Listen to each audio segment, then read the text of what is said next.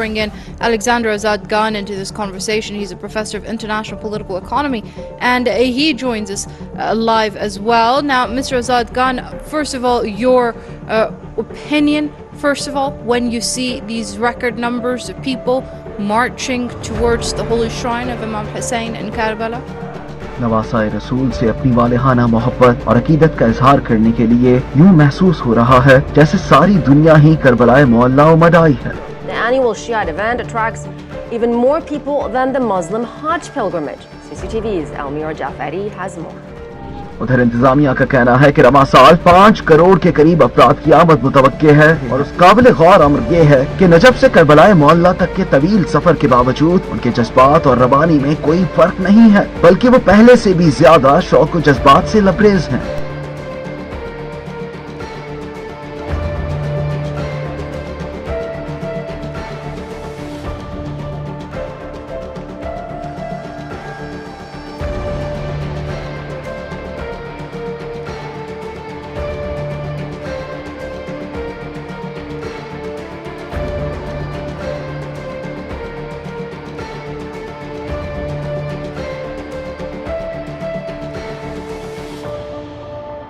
حسین کے جو آبروئے شریعت ہے، وہ حسین کے جو جان بندگی ہے، وہ حسین کے جو عزم زندگی ہے، وہ حسین کے جس کی بارگاہ میں ہر صدی کے رہبروں کے سر تسلیم خم ہیں. صنف ادب کی تمام اصناف حسین کو خراج عقیدت پیش کر رہی ہیں.